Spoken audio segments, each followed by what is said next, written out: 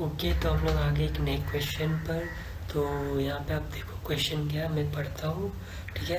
अब particle has a velocity U toward east at T is equal to 0। तो इस type के question को बनाने के लिए क्या करें, ईस्ट, वेस्ट, नॉर्थ, साउथ। आपके लैंग्वेज में particle is moving with a velocity U at time t is equal to 0। ठीक है। Its acceleration is toward west, इसका एक्सेलरेशन वेस्ट की तरफ है। ठीक है, मैं बताऊंगा ऐसे कैसे हो सकता है कि पार्टिकल का वेलोसिटी u है और एक्सेलरेशन a है।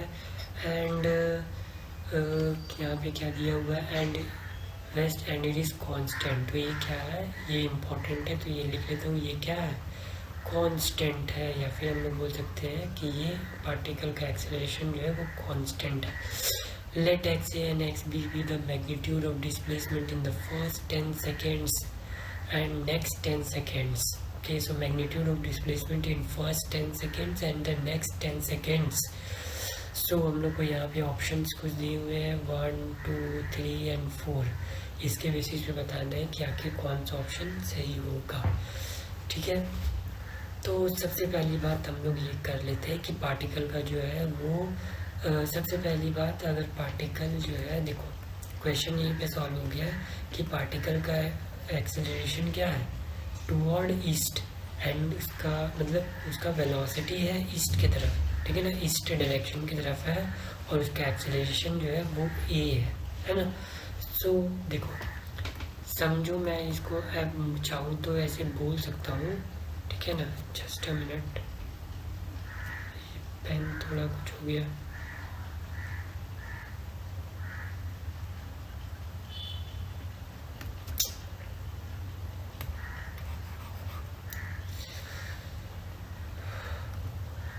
ओके,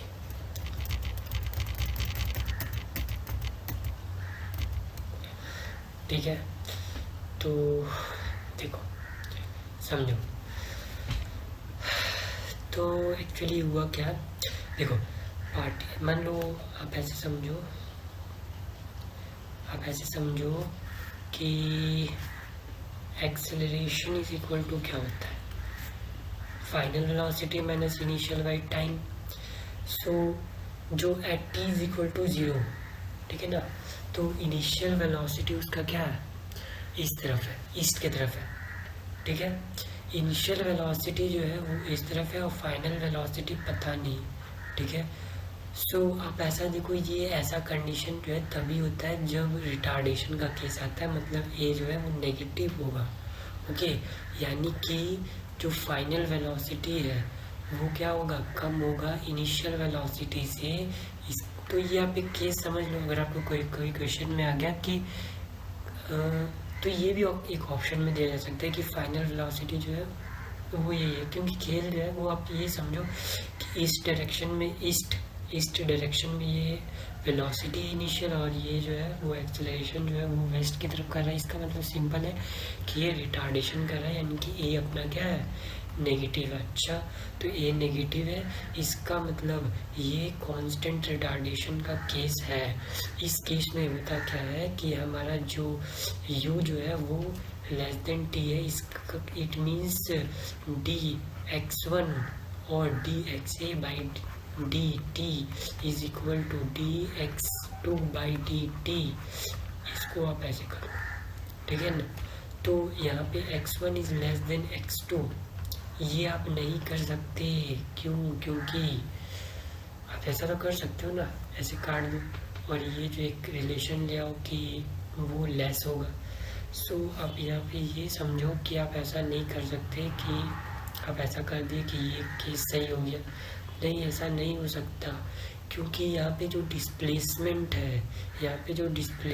है वो हो सकता है कि हमारा डिस्टेंस से कम हो सकता है, ज़्यादा हो सकता है कि नहीं।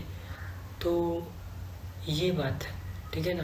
तो ये जो है कंडीशन हो ही नहीं सकता, ये तो हो ही नहीं सकता, मैंने आपको यहाँ पे ही बता दिया।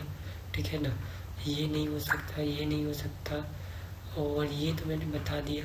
तो लास्ट बचता है 4 ऑप्शन कि ये नहीं होता। और ये मुझे अगर इन्फॉर्मेशन चाहिए तो क्या चाहिए इन्फॉर्मेशन कि वो कांस्टेंट टाइम में वो हो रहा है कि नहीं हो रहा है, ठीक है ना, कि किसी particular time t1 first time मतलब फर्स्ट 10 सेकेंड ना, जैसे कि देखो ये कांस्टेंट टाइम ही नहीं, फर्स्ट 10 सेकेंड में बोल रहा है, first 10 second t1 and next 10 second t2, ठीक है ना, first 10 second t1 and next 10 second t2। और मैं इसलिए t1 t2 ले रहा हूँ, मैं मान सकता था t1 t2 इक्वल ही मान सकता है, ठीक है ना, t1 t2 को इक्वल ही मान सकता है, लेकिन t1 t2 को इक्वल क्यों नहीं माना, क्योंकि हो सकता है कि वो कुछ स्टार्टिंग वैल्यू k हो जो कि इसमें ऐड हो रहा हो, ठीक है ना, तो वो k1 और k2 कोई नहीं जानता कि क्या है, इस वजह से जो है ये इंफॉर्मेशन कम है, ठीक है ना, तो ऑप्शन 4 सही है।